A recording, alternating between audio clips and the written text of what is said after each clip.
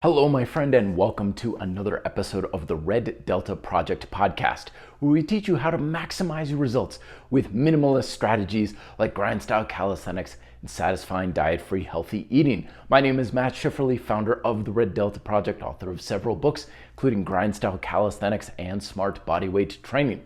Today we're discussing a follow-up from last week's episode, where I talked about how what may actually be responsible for your results isn't so much the superficial objective things that we can measure with workouts and how many carbs you're eating and stuff like that, but instead may reside much more in the deeper, superficial and subliminal emotional beliefs that you hold towards your fitness. So we use the analogy of the iceberg, right? Where the top that you see, that's all the stuff that gets attention these days. That's what's your diet and what's your workout program and how many reps and how many sets and how many carbs do you eat and stuff.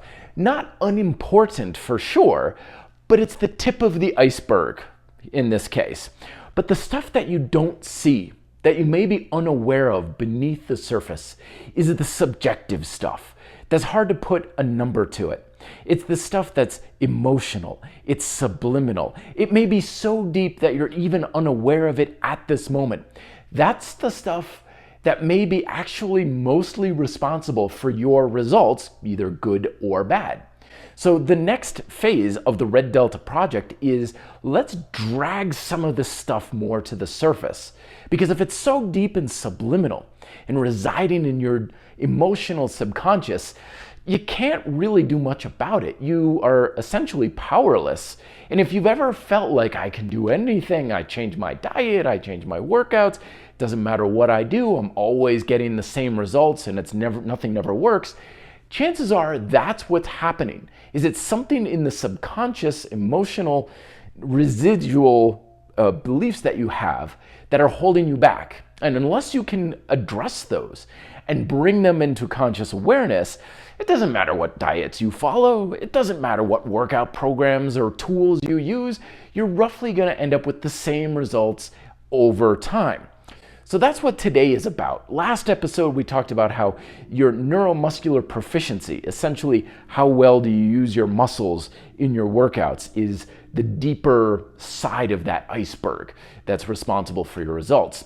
In a follow-up episode, I'm planning a interview with Catherine Taylor. She's been on the RDP podcast before, and she is a master and an expert in emotional weight loss methods and emotional eating and all these other things, because quite frankly, I'm a little out of my depth here. I don't really know a hell of a lot when it comes to addressing this stuff. So we're going to be getting to the diet, nutrition, and weight loss side of things in a future episode.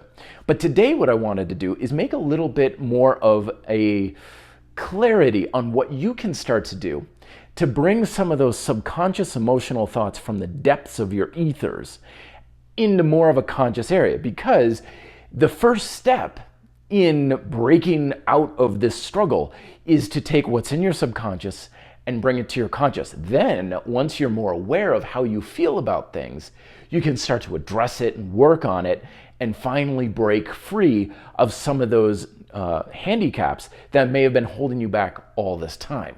So the first thing to do is to address whether or not you have what I call an emotional dominant approach to fitness or a logic dominant approach to fitness.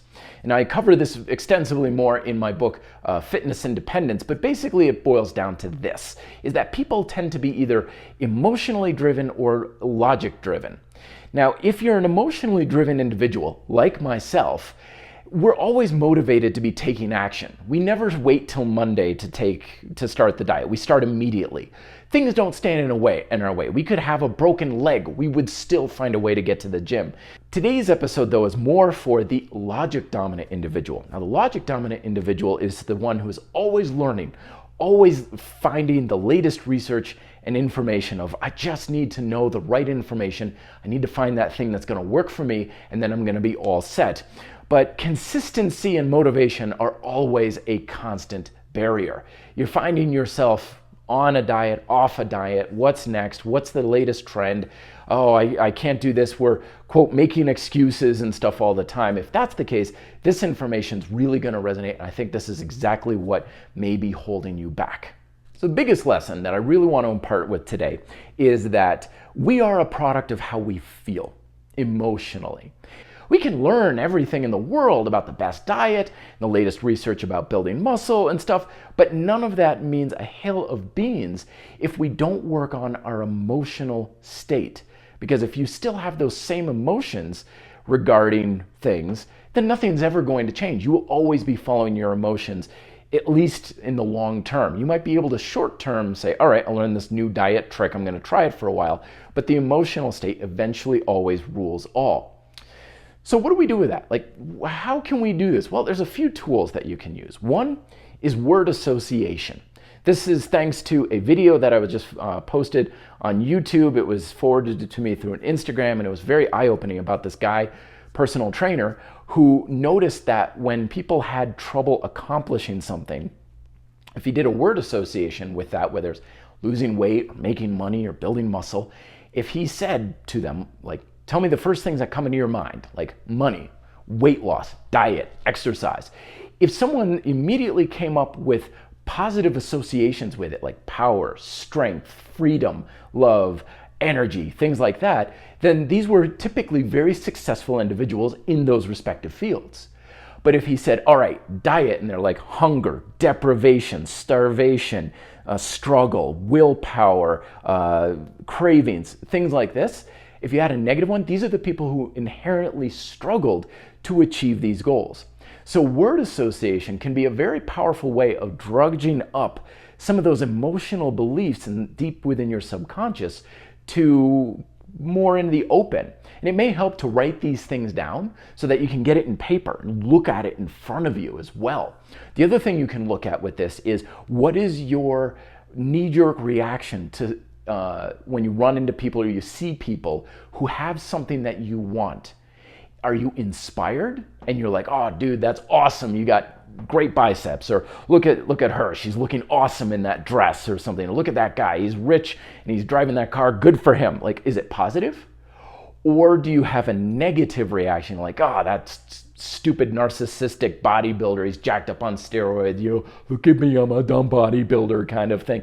If your mind's going in that, chances are you have a negative association with that result, and you've programmed your subconscious basically saying, don't get that. No matter how hard you try, self-sabotage it every chance you can. In fact, that's probably what's going on. If you notice a pattern of self-sabotage in your life, that may be what's going on, is you saying, I want it on a superficial level, like the tip of that iceberg.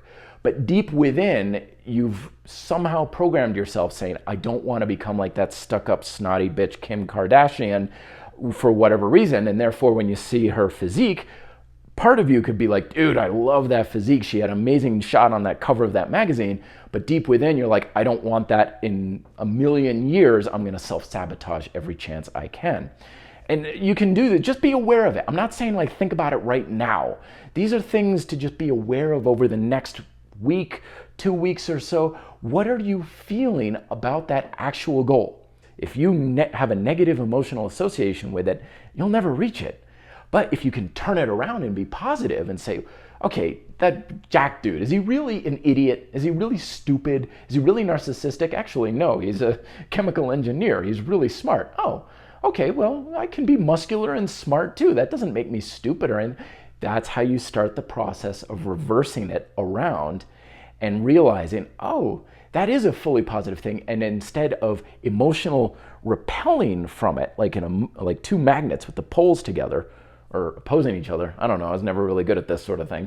Now you flip the magnet around and you have an emotional attraction to it and you're driving towards it. So instead of the emotions that were preventing you from getting it, now you're using the very same process to pull you towards it, which is incredibly powerful.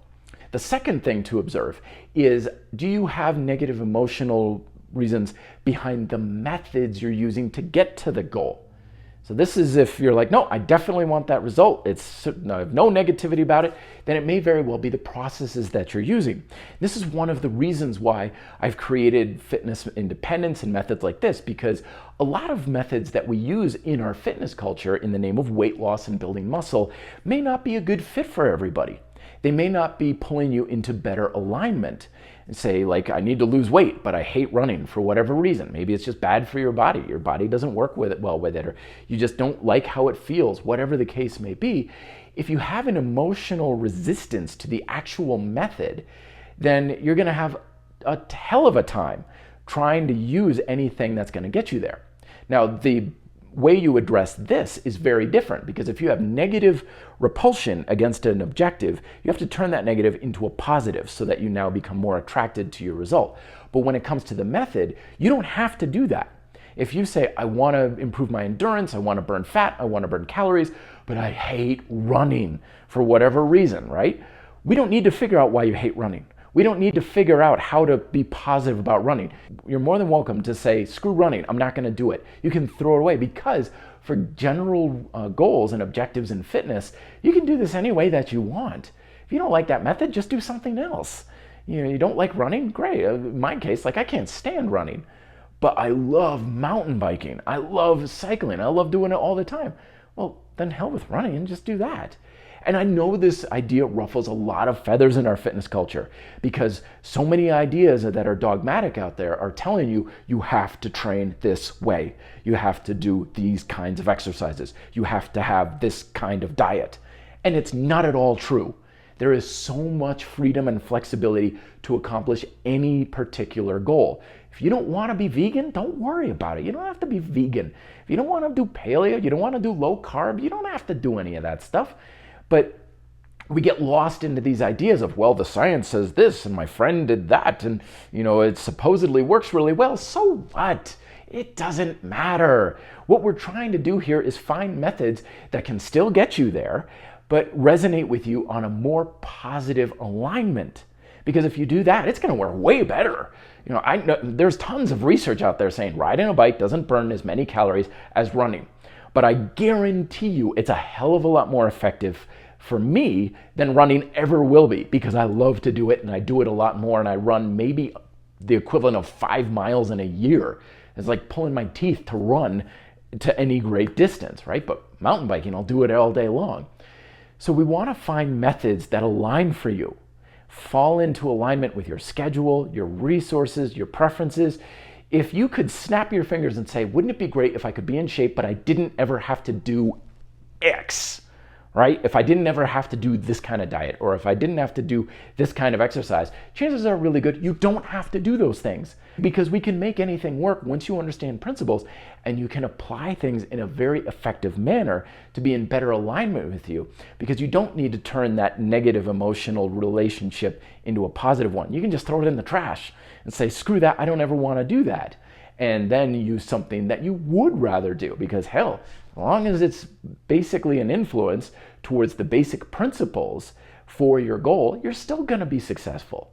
And chances are you're going to be way more successful because of that positive emotional attraction you have towards those methods. Your motivation is going to go up. Your consistency is going to go up. You're going to find it a hell of a lot easier to make much faster progress. And you're going to keep the results with a fraction of the effort on your part. And you're going to wonder how you got so damn lucky.